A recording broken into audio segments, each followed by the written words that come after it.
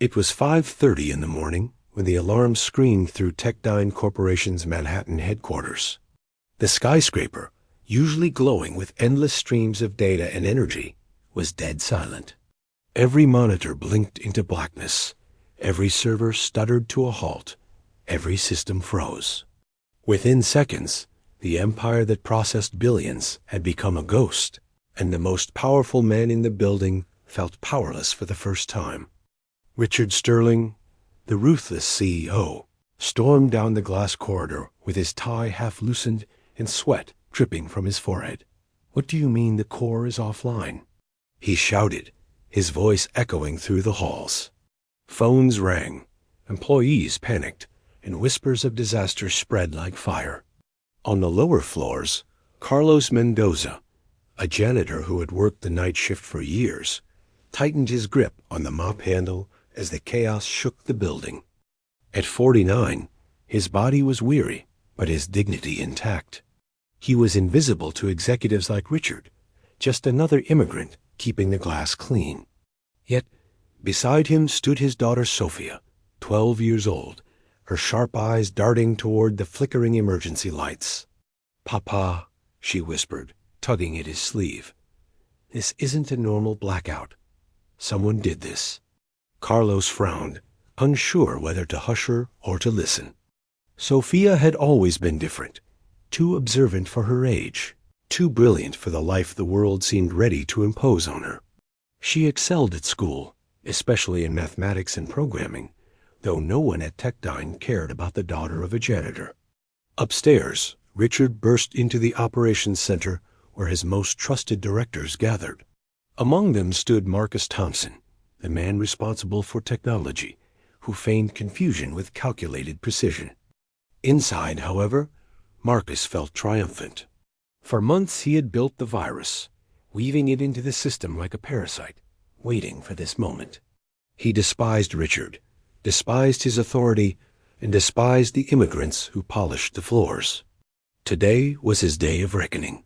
"Servers are corrupted," Marcus announced, masking the satisfaction in his tone. "It looks like an external attack, but it's far more advanced than anything I've seen." Richard slammed his fist against the table. "Do whatever it takes. Bring specialists. Bring an army if you must. Every minute we're down, we lose hundreds of thousands. Do you understand?" "I understand," Marcus replied smoothly, while silently savoring the collapse he had orchestrated. Sophia, meanwhile, watched the storm unfold from the sidelines.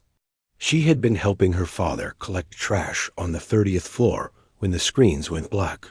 Now, curiosity pulled her toward the nerve center of the building. She peered through the glass walls at the frantic executives, her small frame hidden by the mop cart. "They don't know what they're doing," she muttered. Carlos sighed. "Mia, these people are experts. Let them handle it." "But Papa, look," she insisted, pointing at Marcus through the glass. Every time someone suggests something, he shuts it down. He wants them confused. Carlos shook his head, but he could not deny the unease stirring inside him. Sophia had an uncanny way of seeing patterns others missed. Hours dragged on. Specialists from across New York arrived, teams from prestigious firms, experts with years of experience, but none could revive the crippled system. The virus was too deeply embedded, too cunningly disguised. By early afternoon, Richard Sterling looked like a man on the verge of collapse. "We're ruined," he whispered, clutching his forehead. "Completely ruined." Marcus pretended to comfort him, though every failed attempt made his hidden smile wider. At that moment, Sophia slipped quietly into the operations room. Her heart pounded as every adult head turned toward her. "Excuse me," she said, her voice small but steady. "I think I can help." The silence was deafening. Richard's face darkened. "Who let this child in here?" "She's my daughter," Carlos stammered, hurrying behind her. "I'm sorry, sir. She didn't mean." But Sophia lifted her chin. "I've studied computers. I know this isn't an outside attack. Someone inside planted it." A ripple of discomfort spread across the room. Marcus stiffened. "Ridiculous," he snapped. "She's just a janitor's child. Throw them out." "No, wait," said David Chun, one of the lead consultants. "She might have noticed something we missed." At this point, any lead is worth listening to. Marcus's voice rose sharply. "This is absurd. Are we so desperate that we're turning to children for salvation?" Sophia felt her cheeks burn, but she didn't look away. She fixed her gaze on Marcus, and for a fleeting second, she saw fear in his eyes. That night, long after the building emptied, Sophia returned alone. She had memorized the codes on her father's keyring and slipped into the server room. The machines hummed faintly in emergency mode, like wounded beasts waiting for rescue. She sat at a terminal, her small fingers dancing across the keyboard. For hours she combed through logs, tracing the infection's path. Her mind worked like a puzzle, connecting fragments until the picture emerged. At 2 a.m, she found it. The virus bore a signature hidden in its code, a careless vanity only a proud man would leave. It read, "King Marcus." Her breath caught. She wasn't just guessing anymore. She had proof. But there was more. The virus wasn't the endgame. Another program lay dormant, set to trigger within 48 hours. One that would wipe every record, every contract, every identity stored in Tech9's systems. It would cripple not just the company, but thousands of employees whose livelihoods depended on it. Sophia's hands trembled as she read through the malicious scripts. Anger and fear mixed inside her, but determination won. She tried passwords one after another, remembering Marcus's arrogance, until finally the system opened. She disabled the first virus, blocked the second, and copied every incriminating file onto a hidden drive. At dawn, she crept home, exhausted but resolute. Tomorrow, she would confront him. Tomorrow, the truth would surface. The next morning, Richard Sterling gathered the board and every specialist for a final meeting. The air was heavy with dread. Investors threatened lawsuits, the press circled like vultures, and the board demanded someone's head. Richard's reputation balanced on a knife's edge. "We have one last chance," he said, his voice breaking. "If we cannot restore our systems today, we are finished." Marcus cleared his throat. "Richard, it's time to face reality. You've failed. Perhaps new leadership." Before he could finish, a voice cut through the room. "I can fix it." All eyes turned to the doorway where Sophia stood, wearing a simple dress her mother had ironed that morning. Carlos stood behind her, torn between pride and terror. Richard groaned. "Not again? This is not a playground." But David Chun raised a hand. "Let her try. At this point, what do we have to lose?" Sophia walked forward, clutching the hidden drive in her pocket. She felt Marcus's gaze burning into her, filled with panic and hatred. He knew. He knew she had uncovered his secret. She sat at the console, ignoring his protests. Her fingers flew, entering the commands she had memorized. The black screens flickered, then filled with cascading lines of code. And then, on the largest display in the room, the evidence appeared for all to see. Virus created by Marcus Thompson. Installed June 14th, 11:47 p.m. Gasps erupted. David Chun read the words aloud, his voice heavy with shock. Richard turned slowly toward his director, eyes blazing. "Marcus, is this true?" Marcus's mask cracked.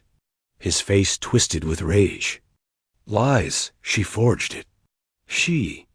But more files appeared, emails offering company secrets to competitors, contracts signed under his name, logs of his sabotage. It was undeniable. "Enough," Richard thundered. "Security." In a frenzy, Marcus lunged toward Sophia, grabbing her wrist. "You ruined everything, you little rat." Carlos roared, stepping forward like a lion. "Let go of my daughter." The room descended into chaos. Guards pulled Marcus back as he screamed curses, his hatred spilling out for all to hear. "This company should have been mine." not ruined by immigrants and their brats. Sophia, shaken but unbroken, stood tall. Her voice trembled, yet her words cut deeper than any weapon. It's not about who you think is superior. It's about respect. Everyone deserves it. And in that moment, the true villain was unmasked, not just as a traitor, but as a man consumed by prejudice and greed. The room was frozen in shock as security dragged Marcus away, his voice echoing like a storm of venom. He cursed Richard, he cursed the employees, and most of all, he cursed Sophia. Yet the more he shouted, the smaller he seemed, a desperate man stripped of the power he once believed was untouchable. Richard Sterling stood at the center, silent, his chest rising and falling as if the very air had turned heavy. For the first time in decades, he was not in control. He had been blinded by arrogance, dismissing the warnings of others, ignoring those he deemed unworthy. And it was a 12-year-old girl, the daughter of a janitor, who had saved everything he thought he built with his own strength. Sophia stepped back from the glowing screens, her body trembling from adrenaline, but her eyes were steady. Carlos rushed to her side, pulling her close, whispering in Spanish, "Eres mi orgullo, hija. You are my pride, daughter." She nodded, resting her forehead against his chest, but she did not cry. Not this time. The specialists gathered around the monitors, reading through the avalanche of proof Sophia had unlocked. David Chun shook his head in disbelief. "In my entire career, I've never seen a virus of this sophistication neutralized so fast. And by a child, it defies explanation." "Not a child," Carlos said firmly, his voice filled with quiet defiance. "My daughter is a genius. You ignored her because of who her father is. Because of who we are." Those words struck Richard like a blade. He had laughed at janitors, belittled immigrants, and dismissed voices that didn't come wrapped in wealth or prestige. And in his arrogance, he had nearly lost the company that defined his empire. The FBI arrived within the hour. Agents in dark suits collected evidence, seizing Marcus's devices and securing the drive Sophia had prepared. Agent Johnson, a seasoned investigator, examined the files with a stern face. Then he turned to Sophia, softening for the first time that day. "You saved this company, young lady. More than that, you prevented a disaster that could have harmed thousands of families. Do you understand what that means?" Sophia nodded quietly. "I just did what was right." Agent Johnson smiled faintly. "What you did will be remembered, and what Marcus did will not go unpunished." As Marcus was escorted out in handcuffs, his fury turned to desperation. "You think this changes anything?" he screamed. "They will never see you as equal. Never. You'll always be nothing but shadows in their halls." But his words fell flat.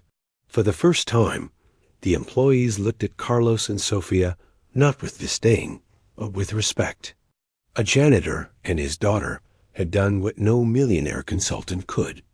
The building itself seemed to breathe differently, as if the ghosts of arrogance had been exorcised. That afternoon, Richard called a company-wide assembly in the grand auditorium. Thousands of employees gathered, buzzing with rumors. When Richard walked on stage, his shoulders seemed heavier, his pride dimmed. He cleared his throat, his voice trembling just slightly. "Yesterday, we faced the greatest crisis in Techdine's history," he began. "And I failed you. I trusted the wrong man. I ignored those who deserved to be heard. I forgot that greatness does not come from wealth or position, but from character." Murmurs rippled through the crowd. Many had seen Richard only as untouchable, but now he looked human, broken, and changed. He gestured toward the front row, where Sophia sat beside Carlos. "This company was saved not by me, not by our directors, not even by the specialists we hired. It was saved by a young girl, Sophia Mendoza, the daughter of our janitor." Gasps spread through the room, followed by thunderous applause. Sophia flushed, lowering her head, but Carlos squeezed her hand, whispering, "Levanta la frente, mia. This is your moment." She exposed the traitor in our ranks, restored our systems, and reminded us of something I had forgotten, that true value comes from inside, not from titles or power. From this day forward, we will never again ignore the unseen, the unheard, the underestimated. Because in those shadows lies brilliance we cannot afford to lose. The employees rose to their feet, applause shaking the walls. Sophia stood slowly, shy but radiant, her eyes reflecting both pride and humility. Richard continued, "As of today, Carlos Mendoza will no longer be a janitor. He will be supervisor of facilities, with a salary and respect that match his dedication. And Sophia, though still a student, will serve as a special consultant for our cybersecurity team. She has earned a place here, not through privilege, but through undeniable talent." Tears welled in Maria's eyes when she heard the news from the crowd. She rushed forward, embracing her daughter on stage as the applause roared like a wave. But Sophia, standing before the sea of faces, knew this was bigger than promotions or titles. She thought of the nights she had spent in the library, teaching herself programming on second-hand computers.